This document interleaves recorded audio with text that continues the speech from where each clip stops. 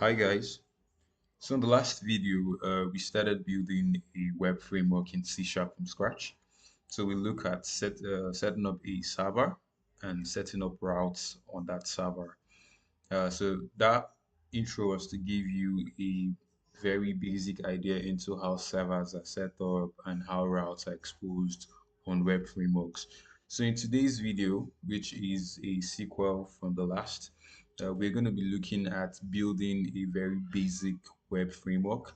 So in our web framework, we're going to have things like middlewares, we're going to have routers, we're going to set up our server, we're going to have some middlewares like our login middleware, JSON response middleware, and we're going to be building a very basic web framework. And this would help you understand how web frameworks are built and how you can better understand your the web framework you're currently using, whether you're using PHP and using Laravel, or you're using Express on Node.js or Rails on Ruby. So whatever web framework you're using, um, this would give you a very uh, succinct understanding of how those web frameworks are built, and it will also help you understanding of working with servers and all of that. Yeah.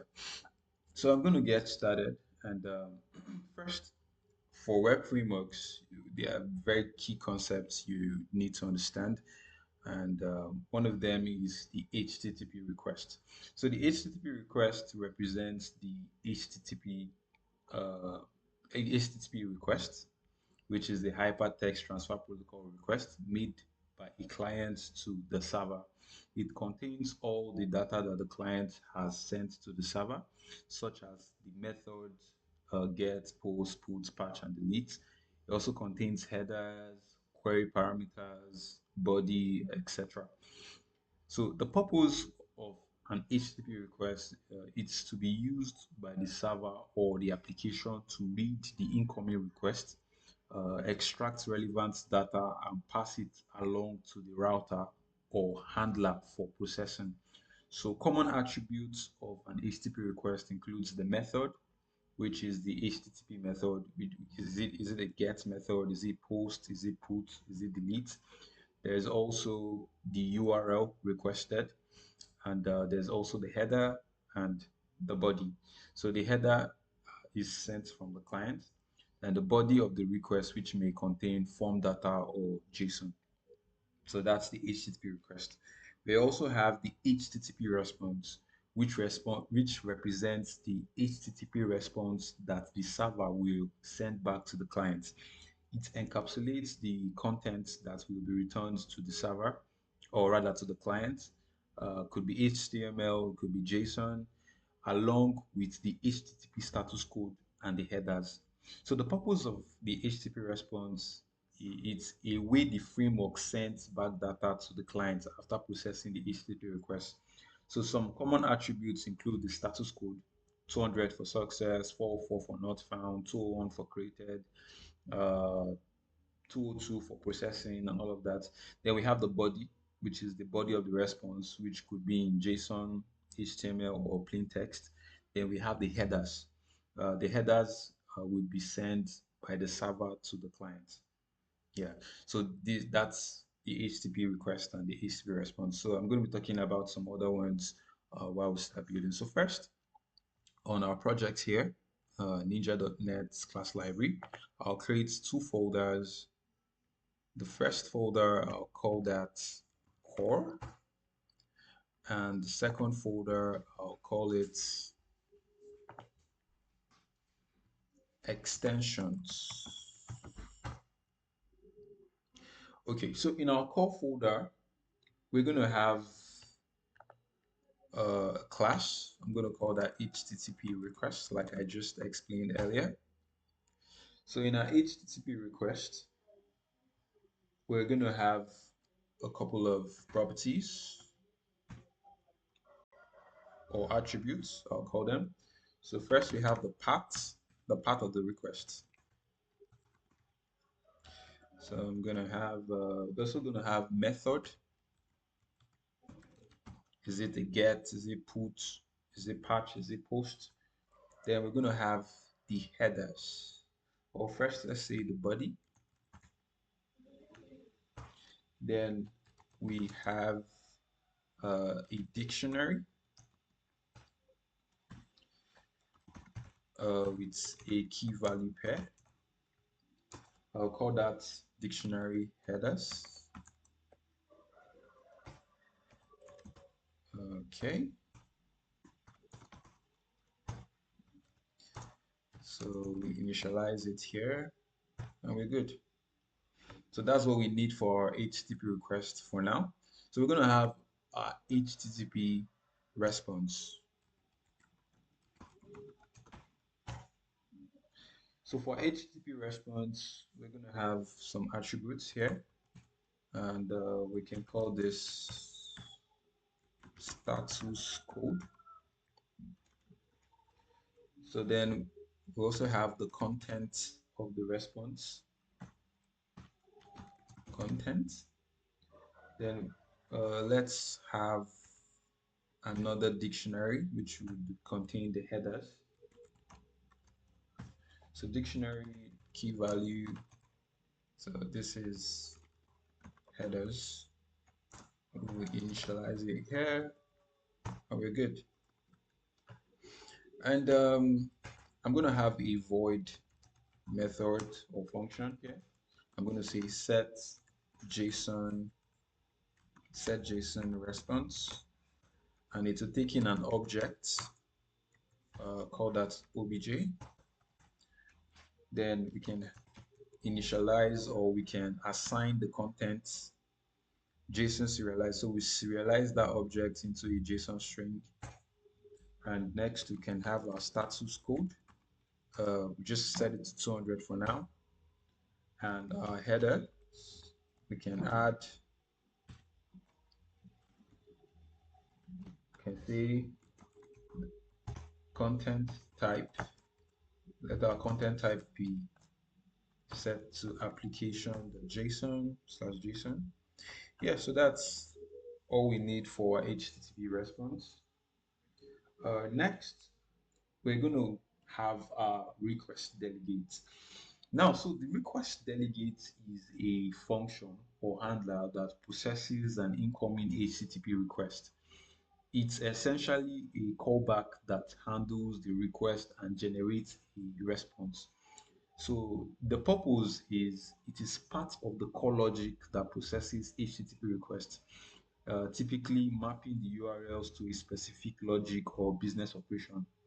So in a framework like ASP.NET Core, a request delegate could be a function that is invoked when a specific route is hit, processing the request and returning a response. So I'm going to be showing you all of that very quickly.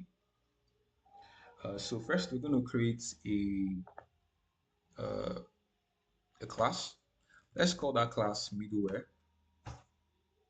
Now let me talk about the middleware. So the middleware is a function or component that intercepts the HTTP request or response cycle. The middleware can modify the request, pass it along to the next middleware or request handler, or modify the response before it is sent back to the client. The purpose of the middleware is for cross-cutting concerns such as logging, authentication, request validation, compression, and course handling, etc. In a web framework or lightweight framework like Express in Node.js, the middleware can be used to check if the user is authenticated before allowing access to specific routes. Yeah, so that's what the middleware is and what it entails. So we're going to be looking at how to set it up here. So first, let's have I talked about the request delegate. So it returns a task. So it's a request delegate that takes in the HTTP. It has two arguments here, an HTTP request argument, which will serve as our request, and then it has the HTTP response, which is serve as our response here. So next, okay, I think we can have this outside. We need to have this outside this class. We can have this on top here. So in our middleware class, we're gonna make it an abstract class. So it's gonna have a contract. So that contract, will call that contract invoke. So public abstract task invoke. So what does it invoke? The HTTP requests and response, and then the requests takes in the request delegates. Call that next. So we want to be able to move from one middleware to the other in the middleware pipeline. So this request delegates here would allow us move through different middlewares in the pipeline. So we have our middleware here. Next, we have the router. Now, I'm going to talk about the router now. So the router is responsible for mapping incoming HTTP requests to the appropriate handler or function based on the URL path and the HTTP method. It takes the HTTP request and figures out which request delegate should handle it. In many frameworks, the router is used to define the URL patterns and associated functions. In uh, a web framework like Express, routes are defined in a handling specific HTTP methods like get, post, or put or patch for a URL, and the router matches the request to the correct route handler. So that's what a router is. So we're going to be setting up our router here. So we're going to call that router.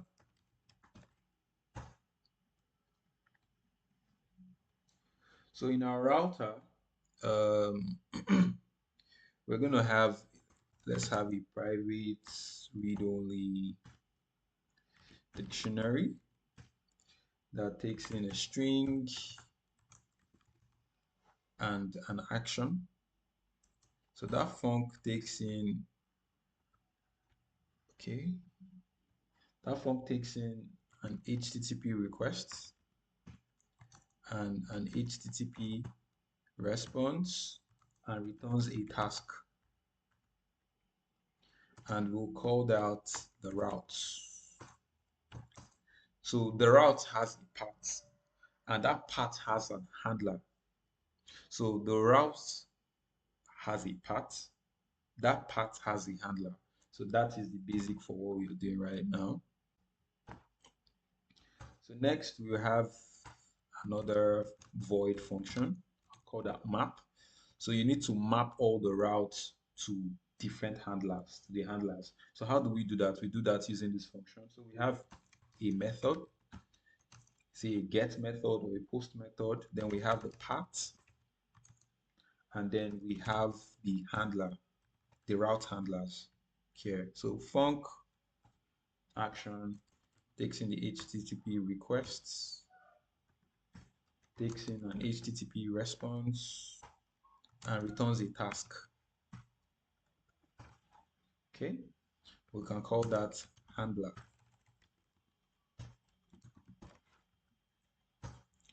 Inside our handler, we need to map each of the paths or the routes to specific handlers.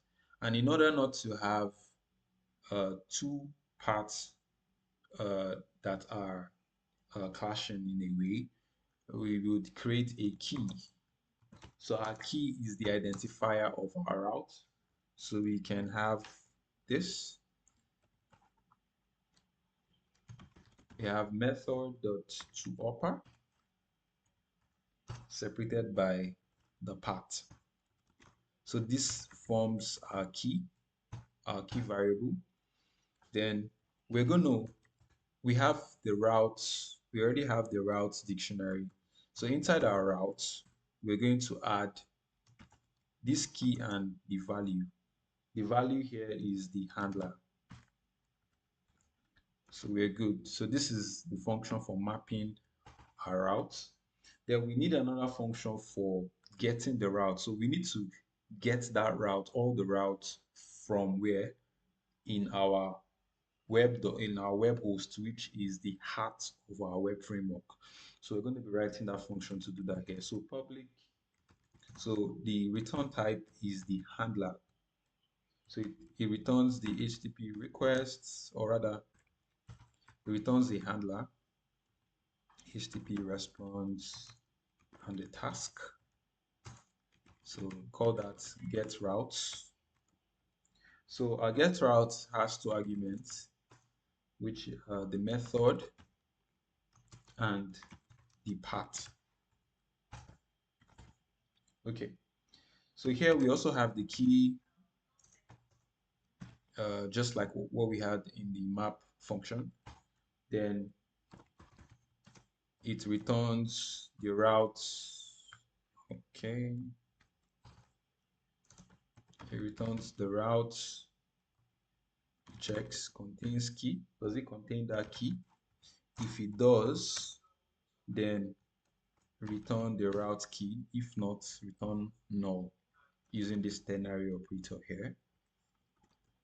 Yeah, so that's about everything we need for our router. So next, we would set up our web host. So the web host is the heart of our web framework. So that's where the middlewares are registered. That's where our routes are configured in our web host. That is where the server is also started. So in the last video, we looked at setting up the server. Now we need to set up the server, start the server, and configure the routes and the middleware, and to handle our HTTP request and response. So what is the server? So the server is the component responsible for listening to incoming requests from clients over HTTP and passing them along to the appropriate route handlers or middleware for processing. So the server is responsible for accepting and handling HTTP requests, either by dispatching them to the application code or by serving static files. A typical web server could be a basic HTTP server built using frameworks like Express or Flask. The server listens for requests and delegates them to the proper functions, that is the middleware or the request handlers. So that is what the server basically does. So we're going to be setting up our web host now, and you're going to be seeing all of that. So I'll call that web host. And inside the web host, let's configure some things. So private read-only router, and it's a field called router. Private read-only, we're going to have a list of middlewares. Okay.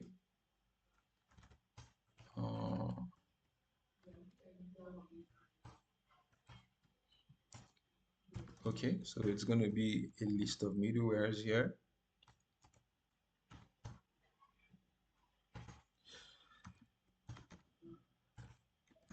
Okay, so web host objects will take in a constructor. That constructor will take in a parameter called the router. So this is where we're going to register our router in our web host. So we say router, this works. Next, we're going to have to register our middlewares for our application. So whatever middleware you're going to be setting up, you're going to be registering them here. So we have say public void use takes in a middleware. Cool. And we have middlewares that add, so we can add whatever middlewares, whether it's a login middleware, authentication middleware, caching middleware. So whatever middleware we are setting up, we're going to be adding them here. Next, we need to start the server and register our routes, our middlewares, and our handlers here. So it's a public async task. call that start async. So it takes in a URL. Now this URL is the base URL for the server. Now the server will be listening on a particular port, whether on localhost or on a cloud server, whatever server, is going to be listening on a port. So we're going to be setting up that port, or rather we're going to be setting up that server here. So how do we do that? So we're going to have a listener. So it's going to be an HTTP listener.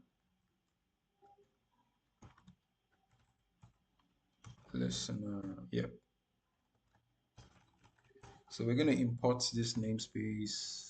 I think I have the HTTP listener. So that's the one I want. Yeah. So HTTP listener, we're going to be adding URL as a base URL. So we're going to do that with HTTP, the prefixes, just add the URL. And we're going to also start the listener. So we're going to start our server here. So this is where the server starts. So let's also have a console.writeLine tell us, oh, server started at. So the server started at this port here. So next, we're going to be having a while loop. So it's an infinite loop that just continues to run throughout the lifetime of the application. So what we're going to have there, we're going to set up our context, our HTTP context, and we say await listener. So we want to get the content of our HTTP request. So we need to get that from the HTTP context. So we say listener dot get context async. Yeah.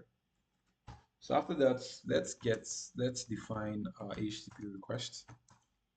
So we can say new HTTP requests. So our HTTP request will have a path. So we say context dot requests dot URL dot absolute paths.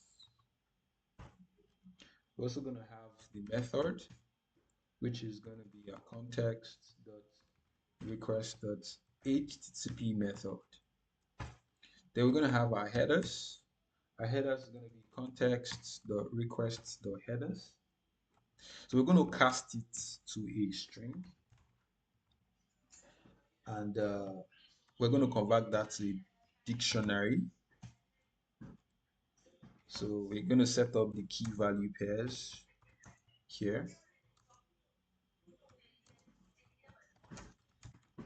Context dot requests dot headers. So yeah, that's that for our headers. So next we need to set up the body. So we say new stream reader, the context dot requests dot impute stream. Then it has to read till the end, read to end. Yeah, so that's everything we need to set up our request, our HTTP request. Next, we're going to initialize our HTTP response. So we're going to say new HTTP response.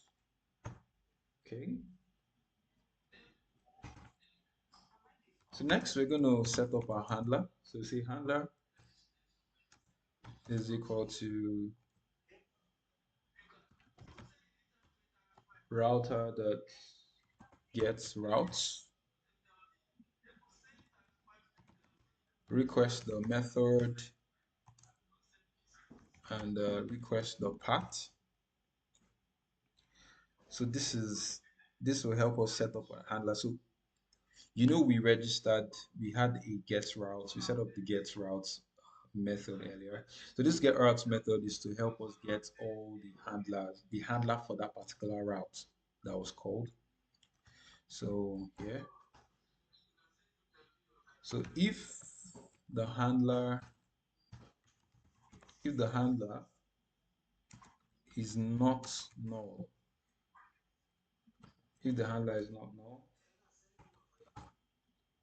so I say int index is equal to 0, set the index as 0. Then I'm going to have a local function, say async task, call that next, async task next. Then it has two parameters, the HTTP request, which we'll say as request, and the HTTP response, okay, as res.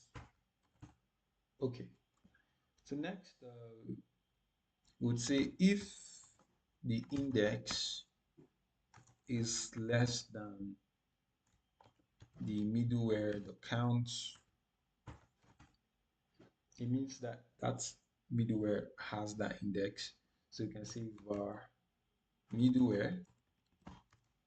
So we want to get the position in the arrays of the, or rather the position in the middleware collection that has the array or that has the middleware. So we can say middlewares or middleware at that index. So since we've gotten that middleware at that index, we increment it so that we can move on to the next middleware in the pipeline. So we can say await middleware dot invoke. So what are we sending? We send the request, the response, and the delegates. Yeah. So if for a situation the index exceeds what is in the collection, there is no longer a middleware in that position for that particular index. What do we do next? What we do next is we say await handler. We'll call the handler for that particular route. So to send the request and the response here. So what this basically does is when you make a call to your route, you say /API/hello. You make a call to that particular route. What it checks is it goes to the middleware, login middleware, JSON response, caching, whatever middleware. After going through all the middlewares, if it has gone through the middleware pipeline, then the next thing it does is it invokes the handler to now handle the request. So if there are things you want to handle in your pipeline before you handle the main request, all of that will be done through your middlewares here. So the next we do is after handling that, it has to move on to the next thing in the middleware. So this next request delegate is a middleware component that allows the HTTP request to move from one middleware to the other. So this is what allows that happen. So this next here. So let's come out of this. So we can say if response dot start, if the response dot status code is equal to 0, for instance, what do we do? Let us set the response code, the status code. Let us set that as not found. So you say HTTP status code. Call that HTTP status code as not found. Yes. Else, what do we do? Else we say context dot response dot status code is the response dot status code. I don't think we need to cast that. Next, we see for each header, see header in the response headers. So let's add the header. So context.response dot add header. Say header dot key header dot value. Okay. So after that, we can say let's get our response bytes. Response bytes and coding.utf8 dot get bytes. So we're going to get the bytes array for our response contents. Okay. So see context dot response dot the length of our content is the response bytes dot length. Okay. So we say await context dot response dot output stream dot write async. So what are we writing? We are writing the response byte to the output stream. So whether it's a JSON, an XML, or a plain text, everything will be written to the output stream here.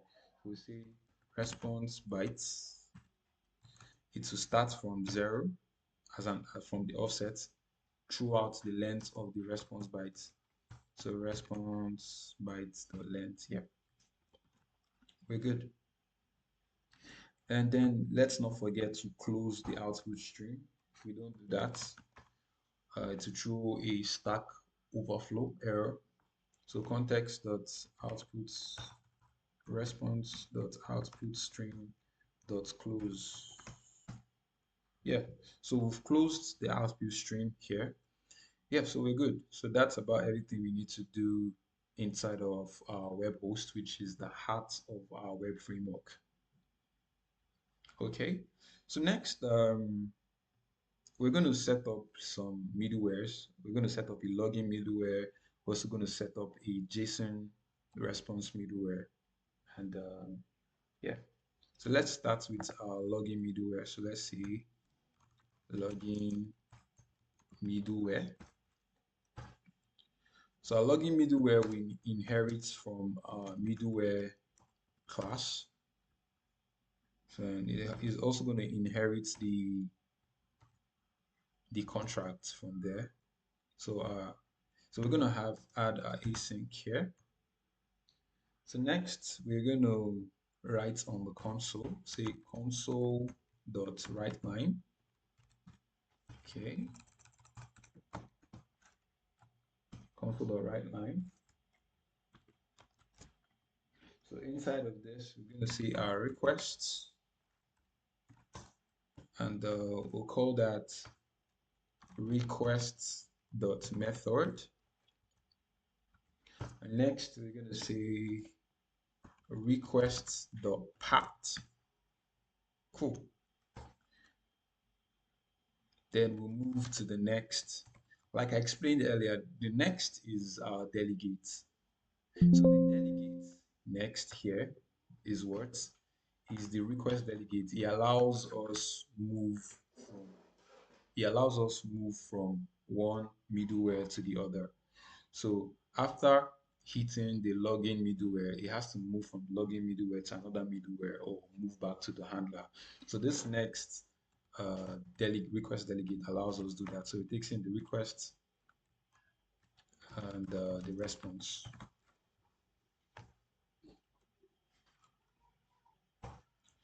So we're also going to have write to the console here. Say write line. So it takes in the response, and we can see response.contents. That's cool. So next we're going to move on to our JSON response middleware. set up our JSON response middleware. JSON response middleware. Okay, so it's also going to inherit from our middleware abstract class. Yeah, so we're going to import that first, and then we're going to implement the missing member. So we're going to remember to add our async declaration. So first to say if the response dot content is not null and response dot headers dot contains key. So if it doesn't contain a key called content type, then do this. So don't forget to add the yes there. So say do this, set the response, set JSON response as using a new rather using an anonymous function, or rather an anonymous object. You say message, call it custom response, then the data will be the response the content. Then it moves to the next middleware. Now the order of the middleware in the application is very important. I'm going to show you why very soon. Yeah. So yeah, that's about it for JSON response middleware. So next we're going to register our web framework, or our routers, our middlewares, and all of that inside our program.cs. The program.cs is the entry point of the application. So whenever a request hits the application, the first point of call is the program.cs here. So I'm going to take this out, make it clear, and I would say class program, call that program class. And let's have an entry method, static async task, call that main. It takes in a string array arguments. So inside of that, we're going to define our router. Say router, new router. And we're also going to define our web hosts, which is the heart of our web application. New web hosts. The web host takes in the router. So next we're going to define the routes. So let me just have a single route for now. So router.map. So if you check the map, the method, let's have a get method. And the path for that method, let's say the path is /API. And the handler, the route handler, we can say async. We can have a local function, say an async request response, and it's going to be an anonymous function and not an anonymous local function. So we say var response, let's just say new message. So let's say the JSON would be hello Ninja web, hello and welcome to Ninja web framework. So our status will be successful or success. Okay. So next, we need to return res.set JSON response as a response data. Let's say response. Okay. Yeah, so that works for us. We've defined a single route. So let's try and add middlewares here. Add middleware. So we're going to have two middlewares. So we're going to say webhost.use new login middleware.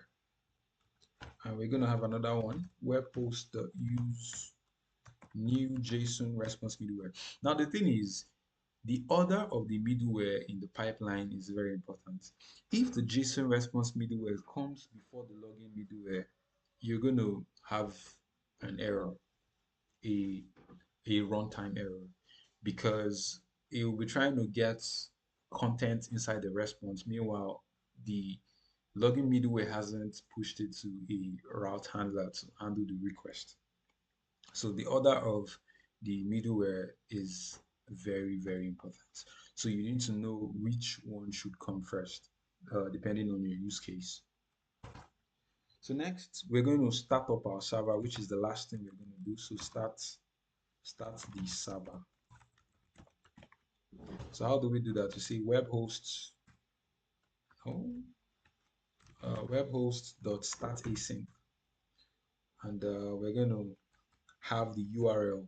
Now this URL is the base URL for that server. So the HTTP listener is going to be listening on a particular port. So we're going to expose a port that the HTTP listener will be listening for a request on. So let's set that to HTTP localhost port 5000. And don't forget to add the /. If you don't add that, it will throw up an error. Yeah, so that's about it. Yeah, so we're good. So we can run, let's try and build a project to see whether it works as expected. So we just give it a few seconds. Yeah, so we're good. So okay, so let's get started. Let's set this in debug mode and see how that works.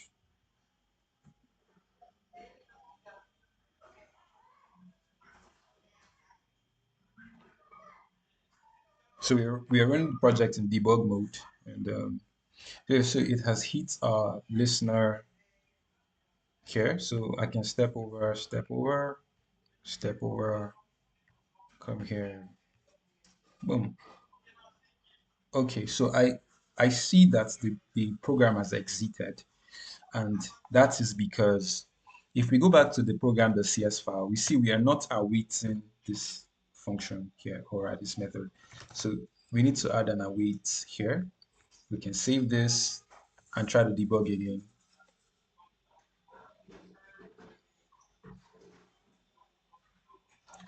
So it's going to bring us back to our web host. So we can step over, step over, step over, step over, step over. Yeah. So it's still running. So we look good here. We look good. So the reason why we had that issue was because we did not await that function. This is an async function. So you have to await every async function. If not, you can run into some nuances or some uncanny behaviors. So let's go back to our HTTP clients here. So let's call this. Yeah, so we can just continue this. So returns not found. So we don't have any routes registered on this here. So but we have a route that we registered /API, and let's call that interesting. So we can see that it returns HTTP 200, hello, and welcome to Ninja Web Framework. So we can hit this again and see, hit again, hit again, hit again. Interesting. So that's pretty much it. So if I try to add another another thing to our part, returns a 4 for not found. It means it couldn't find that route. So, but if we come back and do this, it returns the same. So you see, that's about it. So we've been able to build a proper, or let's not call it proper, let's just say a very basic web framework. So there are other things you can add. You can add authentication, you can add caching, you can add a whole lot more to your web framework to make it more robust. So this is just a very lightweight, uh, basic framework. The purpose of this is to just give you a very good hands-on into building web frameworks in .NET, in C Sharp. So yeah, that's about everything. I hope you learned something from this. And I'm still contemplating on if I need another episode where I can also dig deep into maybe templating and all of that. So but I'll check. I'll see if I have time to look into all of that. So but for now, that'll be all. I'm glad to have you here. Bye for now. Thank you.